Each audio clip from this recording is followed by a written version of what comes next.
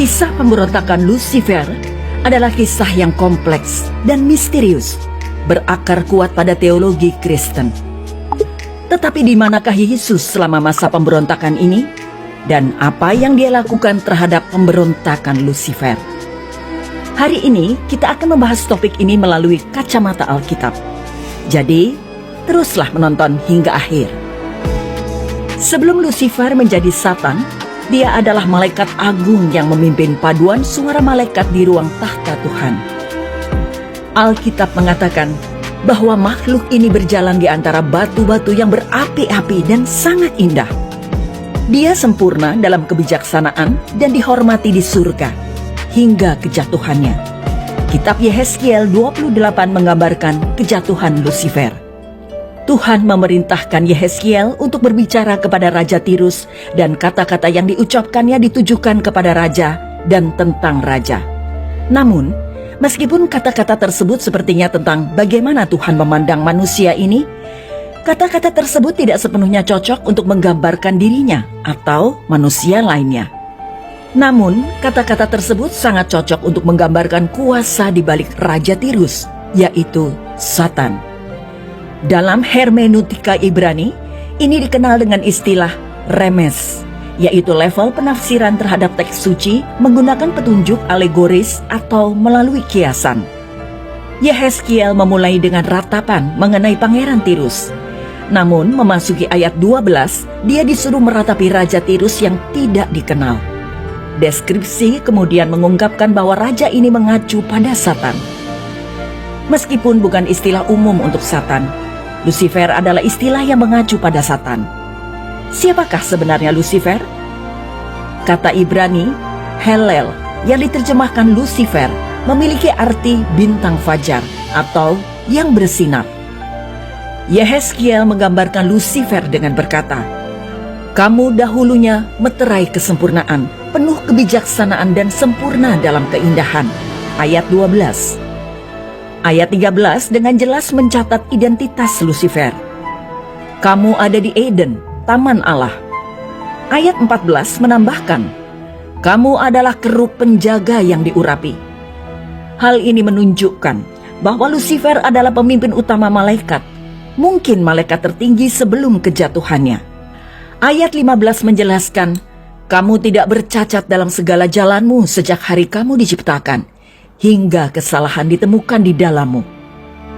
Ayat 16 menambahkan bahwa Satan jatuh ke dalam dosa. Ayat 17 memberitahu kita bahwa dosanya disebabkan oleh kesombongan karena keindahannya. Allah berfirman, ke bumi kau kulempar. Ayat 17. Penghakiman Satan di masa depan dicatat di ayat 19.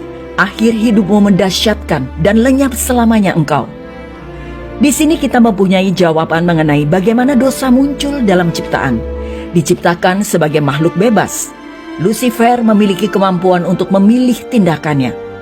Ternyata, karena kecantikan dan kemegahannya, ia memilih memberontak terhadap Tuhan. Dosanya adalah perbuatan yang disebabkan oleh dirinya sendiri, yang menyebabkan dia kehilangan kedudukan, tempat, dan harta bendanya. Nabi Yesaya memberikan rincian lebih lanjut mengenai aspirasi Satan. Wah, engkau sudah jatuh dari langit, hai bintang timur, putra fajar. Engkau sudah dipecahkan dan jatuh ke bumi, hai yang mengalahkan bangsa-bangsa.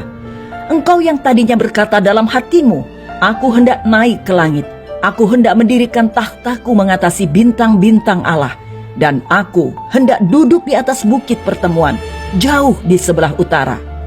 Aku hendak naik mengatasi ketinggian awan-awan, hendak menyamai yang maha tinggi. Yesaya 14 ayat 12 hingga 14. Keinginan Satan untuk naik mengatasi ketinggian awan-awan berarti ia ingin merebut kemuliaan Allah, pemilik langit dan bumi. Allah kadang-kadang digambarkan dalam kitab suci datang dalam awan-awan. Misalnya dalam Daniel 7 ayat 13. Sederhananya, Satan menginginkan semuanya. Bahkan dia ingin disembah oleh Yesus. Matius 4 ayat 9. Bukannya mendapatkan semuanya, Satan malah kehilangan semuanya. Dia diingatkan bahwa dia hanyalah makhluk ciptaan dan permintaannya untuk bergabung dengan Allah Tritunggal ditolak. Tuhan akan melemparkan iblis ke tempat yang paling dalam dan paling hina. Tetapi sebelum waktu kehancurannya tiba, godaannya kepada manusia akan semakin gencar. Setiap bentuk dosa sebenarnya adalah kebertundukan kepada iblis. Kita mengikuti dia, meneladani dia, dan bertindak seperti dia akan bertindak. Tetapi sujud menyembah kepadanya dengan perbuatan saja ternyata tidak memuaskan iblis. Dia ingin menggoda dan menipu manusia agar Tuhan yang sejati tidak disembah, tetapi ciptaan hina seperti dirinya harus disembah.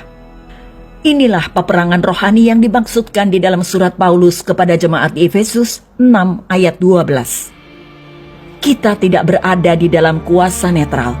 Entah kita sujud atau tunduk kepada Allah dan kerajaannya, atau kita tunduk kepada kuasa dunia ini yang dibaliknya adalah iblis. Injil Yohanes pasal 1 menyatakan bahwa pada awalnya adalah firman, dan firman itu bersama Allah, dan firman itu adalah Allah.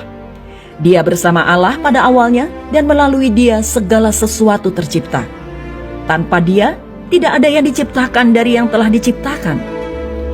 Yesus adalah firman yang melaluinya segala sesuatu diciptakan, termasuk malaikat.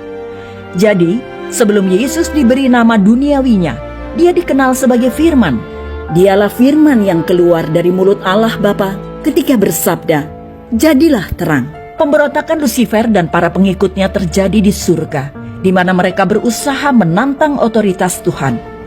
Yesus yang adalah pribadi kedua Tritunggal hadir pada kesempatan itu saat dia berdiri bersama Bapanya, seperti yang dia nyatakan dalam Yohanes, di mana dia mengatakan, "Aku dan Bapa adalah satu." Yohanes 10 ayat 30. Yesus mengasihi Lucifer. Bapa dan Yesus melihat Lucifer sebagai seorang putra. Alkitab mengatakan dia adalah putra fajar. Allah Bapa menetapkan bahwa semua malaikat harus menyembah Yesus. Ibrani 1 ayat 6.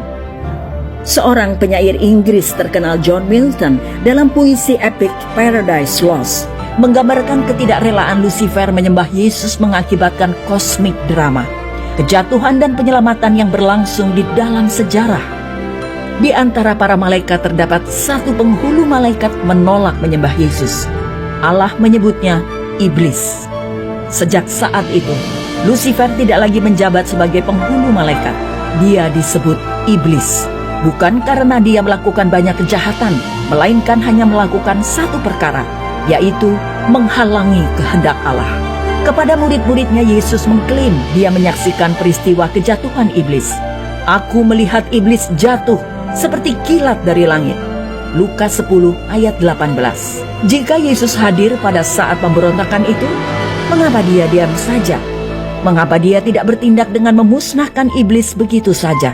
Bukankah dia mempunyai hak dan kuasa untuk melakukan hal ini?